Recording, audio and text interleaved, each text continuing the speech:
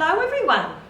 Today, as you can see, we're with my brother Michael Flynn, and we're going to discuss some more memories of the dairy and memories of the Flynn farm. We love living in a farm, swimming in the river, playing backyard cricket, and riding motorbikes, lots of singing and the piano, and the horses, sitting on the dance floor, singing after church. So, Michael, can you start from the beginning and perhaps maybe give us some of your earliest memories of the farm? Our earliest times at the farm were on holidays, when we used to come from Mackay on holidays, and at that time other cousins started to come on holidays as well. And when we come on holidays, we would always stay at the farmhouse. At Granny's farm. At the Granny's farmhouse, and it was always exciting because you got to stay on the sleep out. You got to stay on there was two sleep out. There was the veranda and the sleep out. The sleep out was always slightly better because the big trees were covering over the sleep out, and oftentimes at night times the cows would rub up against the side of the house, which for a non-farm person at that stage was a bit scary. It was really different. Yeah, it was big difference. So I remember being nervous of that, seeing a cow come up one time and getting a bit of a fright actually. So you come there, and it was always a great time because Granny and Nana were there, and Auntie Marie was in her element. Because there were things that that were totally foreign. Why did we have to have brown bread? Why was Auntie Marie so obsessed about brown bread? And from a Mackay people, we never had brown bread. That's interesting. I don't remember that actually. So yeah. The kitchen with both the wood stove oven, the toilet around the side, which is obviously just a little bit extra on the house at the very end. The ramp around the side of the house was all part of everything. So it was a big deal to come on holidays, and very exciting to come on holidays. And that sleep out, often there was a few beds, wasn't there? So a few of you could sleep out there at the same time. So. And it was cool, and you left the windows open. And I remember one holiday specifically at the farm, which was the 74 floods. And we were there just around that time. We saw everything come up, and I think we might have even left just beforehand. But the water, I watched the water from the Logan River come right up to the outhouse outside there. The outhouse was the old toilet, of course, outside of Granny's before we had the inside one. That's the one you're talking about, isn't it? Yeah. Wow, that's amazing. So that's Michael being older. We probably have no memory of that because we were going to be younger. It was always exciting, everything you could do at the farm, because you couldn't do that in Mackay. So there's always playing on horses, and for the very first times. See, I don't think right at that very start there was any motorbikes, but you were always able to get in the back of the utes and drive around there and be on horses there. Was Pawpaw around at that point? Pawpaw was always around. Pawpaw was one of the constants. A beautiful chestnut horse. The cottage I thought was always interesting, because when you went up as a kid, the cottage looked like a bit of a ghost house. You sort of never really allowed inside the cottage. You're always in the outside the cottage, because the cottage overhang always had. It was where the tractors were kept underneath the overhang, and it was where all the horse equipment, the saddles and the bridles, were kept in that overhang. But you played around in the overhang, but never ventured into the cottage. It seemed to be something, I don't know, that we weren't supposed to do. And I guess the wood was a bit fragile. the sort of the veranda there as well, some of the wood. In fact, that's where you had your wedding photos, Michael, at the cottage. So yeah, the cottage there. very significant. So. The farm was totally different for us from a city perspective, which is what we were. Even going to the chook house just behind the cottage there, the big bamboo in front of Granny's house was just almost a signature piece in front of Granny's house. We played under there a lot, didn't we? Under the bamboo. The hay shed, you could spend forever just going up and down and jumping off the hay. And now you think, I wonder how many snakes were in there everywhere. There must be snakes everywhere. Yeah. And then going and looking at the calves and the calf shed just behind, looking at the really old Holden cars that were in the calf pen. The one beside the dairy there. No, well, the calf pen that was on the back of the hay shed. All right, yep. The calf pens are on the back of the hay shed, and in there was always two. It would have been one of the original E.H. Holdens. Yeah, wow. Maybe even F.J. Holdens on the back there. I wonder where they are today. Your place, Marky? And then when you went up to the dairy, again, it was a brand new experience because originally, after a while, you just got used to cow poo, and you couldn't avoid cow poo. Cow poo was cow poo. It's actually quite a nice. I think cow poo's not a bad. It's not a bad odour to cow poo compared to other types of manure. But, yeah, it was it's always a sweet smell. There's something about it. Unless we got used to it, perhaps. And if you were going to go out and round the cows up in the yard to bring him up into the bale, you had no choice. But cow poo was part of your life. They say it made you taller, but that didn't happen to me. I stood it a number of times. It didn't happen. I'm still short. I can remember one of the really nice experiences was, and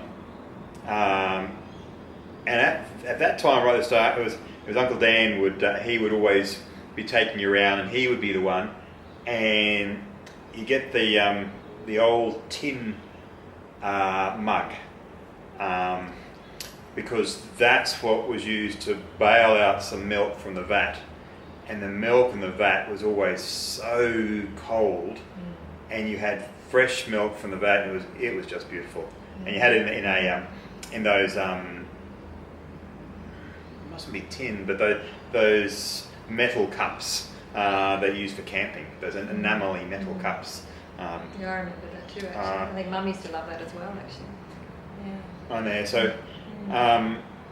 It was always a great experience as a child coming for holidays. It was great seeing different cousins. I remember as it evolved and the older you get and different things that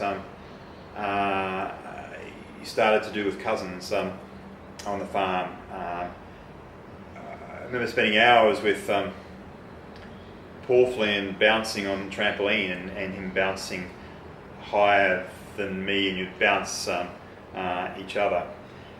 I remember enjoying exploring all of the land, which in those days seemed to be just go on forever, but in reality now you see it's a defined zone. But everything was so sparse. We had a lot of a big backyard, didn't we? The bush. You could go everywhere. You can play everywhere on there. You come home again. Auntie Marie was always the one in the kitchen who was very loud. Is probably the best word. And laughed a lot. And laughed a lot. We just love Auntie Marie's laugh. But between her and Nana and Granny, they always had to know all the gossip. What's the news? Granny would say, "What's the news?" But she knew the news because it was in that room. In Granny and Nana sleeping in the same room, but Nana must have just been able to sleep through anything because Granny would stay up all night listening to talkback radio So she knew all the news. She did. knew the back. Yeah, that's true. Her favourite. It was the news of her kids and grandkids you wanted to find out, though. So. Because her favourite nighttime person was Hayden Sargent, that she loved and was obsessed by. And the radio, didn't she listen to?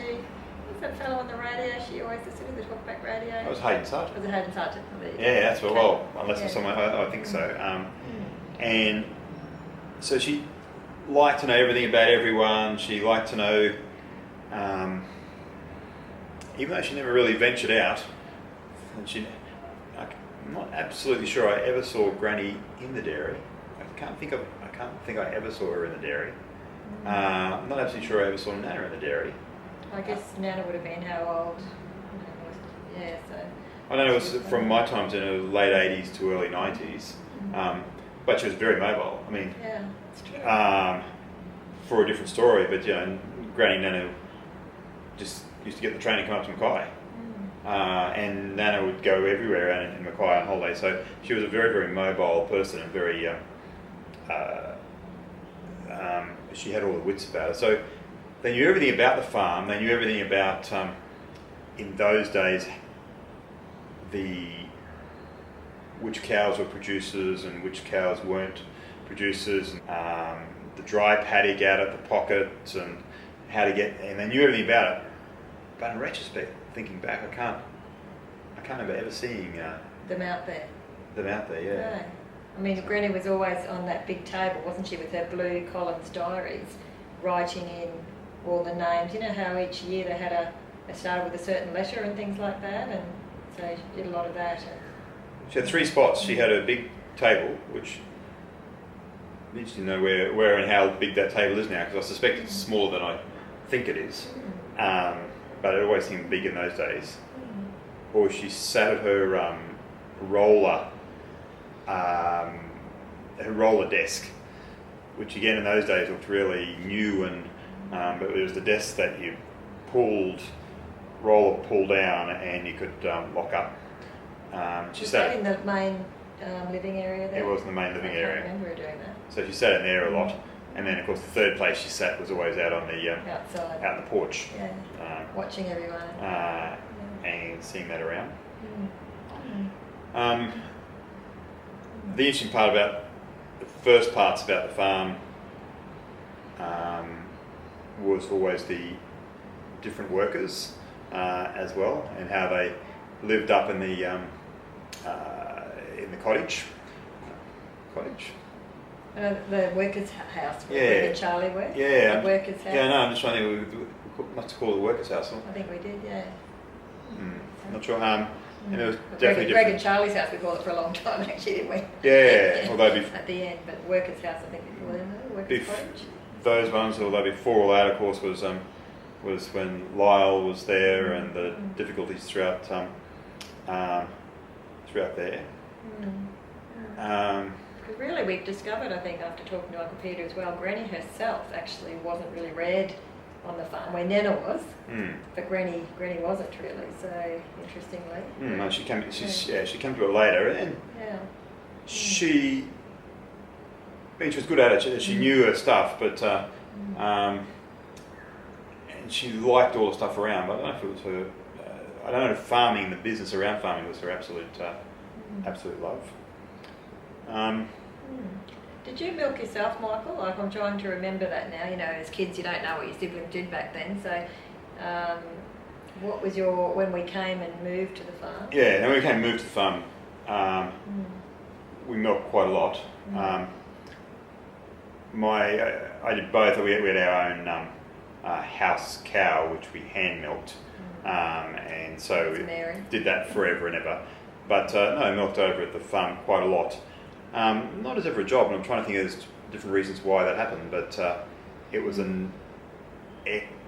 normal thing to go over and milk, so it wasn't pretty straightforward. I got used to how to avoid which ones kick and which ones don't kick, and how to rope that leg when it to stop that one kicking. So yeah. Greg and Charlie taught us how to do that, didn't they? No. You might have had someone else teaching Lyle, but so you did a fair bit of milking at the dairy And did you round up the cows with horses or motorbikes, or did you were you involved in rounding up the cows back then? So initially, I was sort of on holiday times, and right at the very, very start, was with horses. I never had a great love of horses. I remember there was a black colt, and I can't remember that black colt's name, and I remember a black colt bolted on me and then stopped and threw me into a fence. And so I never had a great love of... I think that might have been Dad and Uncle Peter's friends, that Terry, they had race horses they used to bring out to the farm sometimes. Yeah, no, this was the one that was at the farm for quite a while, and it was always thought as, so Pawpaw had, and they had the other horse, and I just can't remember the other horse's name now, and we used it as a more energetic horse than Pawpaw, because Pawpaw could only get a small canter up at best. Because we had Betsy at one point too, remember? Betsy too, but... I can't think of the name of this one, but then it evolved into motorbikes. The first motorbikes, of course, where we got excited with was Kerry had his motorbikes, and he bought his which we still have, I know, the red scooter, which sort of wasn't a motorbike but was, and it was very cool, and then we all got motorbikes around. So I was probably more a motorbike person in the end than the horse person. I think Mum was a bit nervous initially when we first moved there and didn't want motorbikes, but then in the end I think it just evolved that I think she was a bit nervous. Auntie Brenda talked about accidents and things like that on motorbikes. So. Yeah, I can't remember that. I can't remember ever having any restrictions in any way there. I remember what I did do a lot of, hours and hours of, was ploughing. Yes, I think I remember you doing that too, actually. And ploughing. Yeah. And you think today, how you do it today, because you'd use your earphones and you'd listen to music and listen to podcasts and those. That time you just went up and down and up and down. And did you enjoy that? Do you kept remember going. it being some sort of mindfulness or something? Was it a relaxing type? I think it's very cathartic. I quite like it in the same way as even mowing or cleaning the pool. When you do that, it's mindless sort of it's sort of nice. So I quite like did a fair bit of that and a fair bit of moving cattle from one place to the other. So you actually also, if I remember, because you got your licence first, so obviously you're a bit older at that point, used to take the cows or pigs up to the meatworks, didn't you, on a school day sometimes? you take the trailer and the pat our ute up there. Yeah, either trailer or our car, one or the other, and we'd take the calves / pigs to the market. It was always an interesting thing because all the old guys are sitting there watching you, and they're sitting there watching you back it back into the small little ramp, and you had to get it. That's a bit of pressure. You had to get it really tight, which of course back at that time you did a lot of backing everywhere in the farm, and so you did a lot with trailers and everything. So it wasn't an out there thing. But you did it on the way to school, though, didn't you? So I did it on the way to school, and have to leave the car on the trailer sort of outside school, and then come back afterwards. How many other people do that back then? Do you remember at school? No, it was no, that was not seen as the done thing. Our holidays to the farm were always something we very much looked forward to. You wouldn't think of going anywhere else but going to the farm. I do remember one holiday though, which was obviously really sad holiday, which was the time that Uncle Kerry died. It was a big time. I remember exactly where we were, and in fact I think at that time Peter and Bernice Wright were actually visiting the farm, I think at that time. Oh, really? As well. And I remember hearing all that, and because all the uncles were very good, but Uncle Kerry was always the uncle that he was definitely the scallywag. He was definitely the one that we went through the tunnels in in Brisbane and going through fast, and he was the first one to bring the motorbike out, and so he was great up Kerry. So I remember that holiday very, very well. And we played cricket with him too a lot, didn't we? Yeah, and he played a lot of cricket with us, and he came to Mackay as well a lot and visited us. And so it was. I remember that was probably the saddest holiday we had at the farm was when Uncle Kerry died, and it always seemed to be a bit different after that. Because we'd had a lovely, I think that day or the day before, we'd had a lovely game of outdoor cricket with him near the dam there, I think. And we'd gone to Toowoomba that day to visit Auntie Sherry. The river was always a great spot in the farm as well, and you'd always look to spend time down the river, both initially just swimming, and there was different. The deep holes seemed to be different every year. You'd have a deep hole here, and then it wasn't next time. And then, of course, the later you got on, the river was fun with motorbikes and coming up and down around the motorbikes, and it was very enjoyable just getting down the river. When you think back now, it really was such a good spot, the farm, and how I always wondered about irrigating, because we were always irrigating and how to move the irrigation pipes. And everyone used to talk about irrigating, and we were just this side of the bridge, so the water was all free. We were very lucky, weren't we? So it was very very smart in that way. Do you remember changing the irrigation pipes a lot? I certainly remember changing them, and with Mum and Dad, and Mum and Dad doing that a lot as well. Like, is that something you did too back then? I changed irrigation pipes, but again, when you think back, I remember lots when the water was coming up and everything was starting to flood, of going down and bringing the pump up. Yeah. And then you think about it today, and you went down these really steep, at the most atrocious of times, because you're only going down there when the weather was that bad that the water was all coming up, and bringing the pump up at that time. Do you remember our house being built? So I remember when we came down from Mackay and moving to the farm, and I think it was a very exciting time for our family, because it was definitely something Dad wanted to do, and Mum was very excited about it. And I guess all of us were very excited about it, and moving down. It was probably a bigger relocation for me than others, because it was because I moved into grade 10 on there, and it was definitely a different type of a setup with schooling and everything else. How was that transition? I guess we've never asked you that before. How was that transition? I mean, it was definitely very different, because the people were mostly farm type people out at Beaudesert, and a different demographic. And you went from a Catholic to a state school at that point as well. Yeah, that's right, and all boys to mixed. And yeah, it was definitely a big time. But we were all very excited about moving to the farm, and it was exciting at the time to have our own shed. It was exciting to get the shed up first, and then exciting to get the house going up. And I was lucky enough in our previous home in Mackay to have my own room, but not most of the other people of the family did. So to have our own rooms was very exciting in the new house.